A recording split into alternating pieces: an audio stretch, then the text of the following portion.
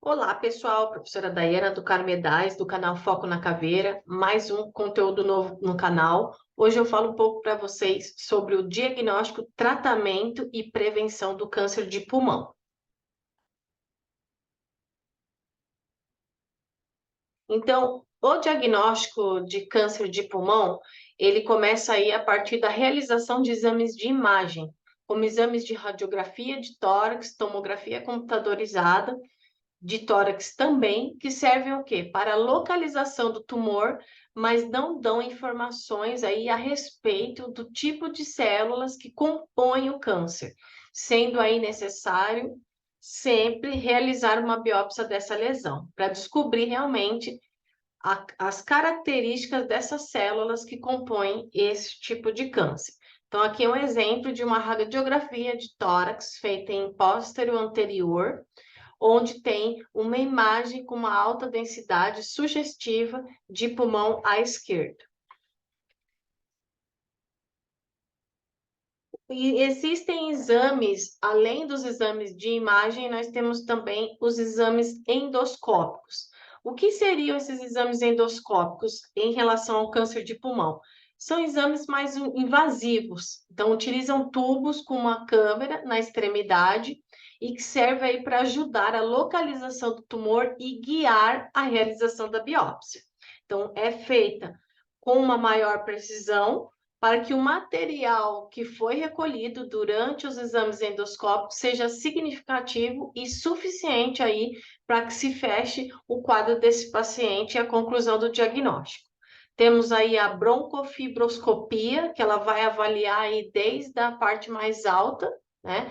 Vai avaliar aí desde a região de laringe, cordas vocais, traqueia, brônquios, e se a lesão estiver localizada numa parte central dos pulmões ou vier de um dos brônquios maiores, é possível realizar através também da broncoscopia. E a ultrassonografia, tanto endoscópica ou ecoendoscópia, que é o exame que vai combinar a endoscopia digestiva com a ultrassonografia. Então, é um exame também que realiza através do esôfago, que pode ajudar também na biópsia de linfonodos, pulmões e outras áreas também. Quando nós falamos de todos esses tipos de exames de imagem, nós temos que ter atenção quando falamos de câncer de pulmão, como qualquer outro, do estadiamento. Então, para saber se o tumor está espalhado pelos pulmões ou por outras partes do corpo, que nós chamamos de metástase, consequentemente, o melhor método de tratamento, bem como o potencial de cura, podem ser realizados exames adicionais. Então, esse processo é chamado de estadiamento. Então, o câncer de pulmão, ele pode se espalhar através de três formas. Então, nós temos localmente, ou seja, são para os tecidos adjacentes do pulmão. Para linfonodos, aí através, claro, do sistema linfático, dos vasos linfáticos, e para outros órgãos, através aí da corrente sanguínea. São realizados também ressonância magnética e PET, e cintilografia óssea. Então, a ressonância magnética, assim como a tomografia, ela vai avaliar a extensão desse tumor nos pulmões e a disseminação para outros locais. Então, o tumor pode estar no tórax, pode estar no abdômen, na pelve, no cérebro, então pode ter metástase, que nós chamamos também de disseminação tumoral. PET, que é a tomografia por emissão de pósitrons, é um exame que vai pesquisar células tumorais espalhadas pelo corpo, utilizando aí a medicina nuclear. E a cintilografia óssea, que vai realizar aí a avaliação de metástase óssea. São todos os exames adicionais referentes aí ao estadiamento desse tumor de câncer, né, desse tumor ou câncer de pulmão, como dizem. Então, no estadiamento do câncer de pulmão, não pequenas células, nós temos os seus estágios. Então, desde o estágio 1 até o estágio 4. Então, no estágio 1, o câncer está totalmente restrito ao pulmão, não se espalhou para nenhum órgão adjacente, nenhum outro local. O estágio 2, o câncer está restrito ao pulmão, mas já pode haver aí mais do que uma lesão pulmonar. Então, pode ter acometimento de algum glândula linfático próximo, ou extensão à parede torácica, a membrana que recobre o coração, que é o pericárdio, mas ainda não passou para o outro pulmão. O estágio 3, o câncer já está espalhado pelo tórax, incluindo aí os dois pulmões, parede torácica, os corpos vertebrais ou outros órgãos como o diafragma, o esôfago, o coração e outros vasos sanguíneos. E no estágio 4, o câncer já está disseminado por outros órgãos fora do tórax, então, tais como ossos, fígados e cérebro. O estadiamento do câncer de pulmão de pequenas células, a gente tem que, para o câncer de pulmão de pequenas células, o estadiamento é mais simples, então só tem 2 estágios, né? O de não pequenas células tem os estágios anteriores, mas o de pequenas células só tem 2 estágios.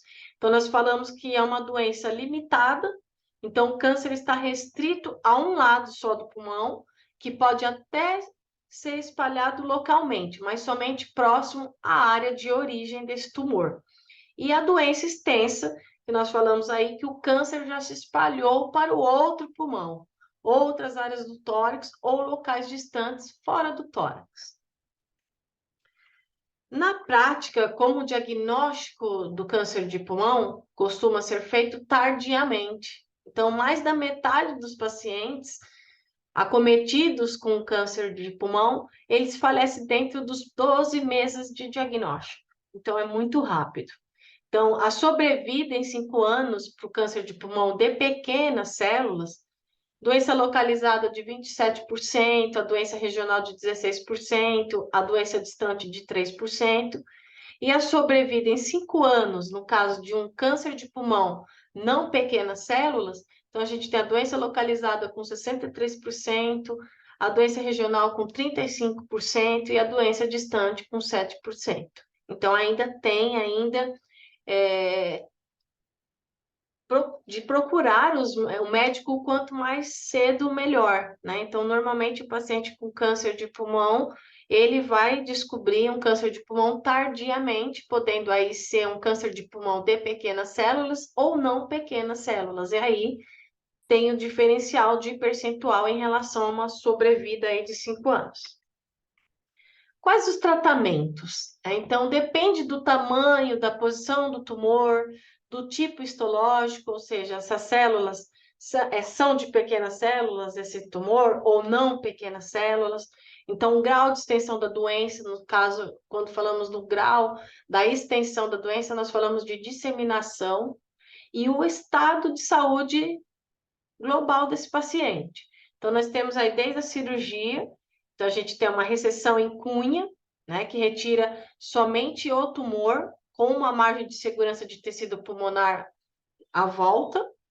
A reseção segmentar, que a gente tira aí o tumor e um segmento do tumor, por isso que fala segmentar, então a gente tira um segmento do pulmão também. A lobectomia, né? Então, como o próprio nome diz, a gente retira o lobo inteiro pulmonar, onde o tumor está situado, e a pneumomectomia, que é a retirada do pulmão inteiro.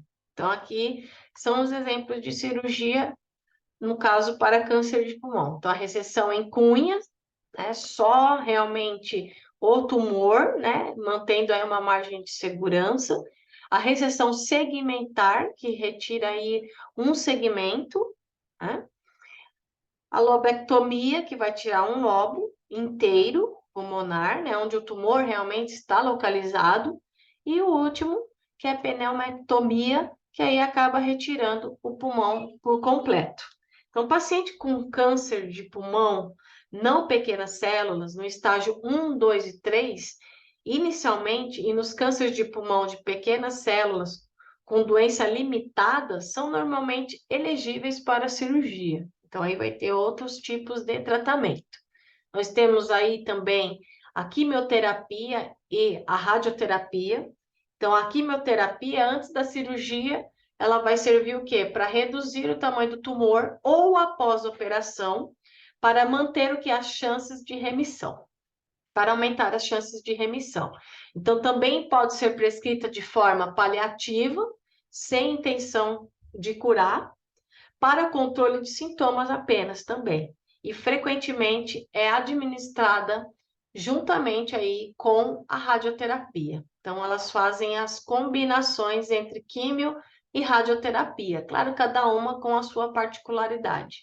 A radioterapia, ela existe aí diversas indicações, né, em combinação com a cirurgia ou com outras terapêuticas. Então, a radioterapia, ela pode ser interna, através aí de dispositivos que vão chegar bem próximo ao tumor, ou então externa, através de uma máquina, né, que no caso um acelerador linear, esse aqui embaixo, que vai estar enviando radiação para uma área específica que foi delimitada com tantas doses, onde está situado realmente o tumor, e sempre com a preocupação de proteger os órgãos adjacentes.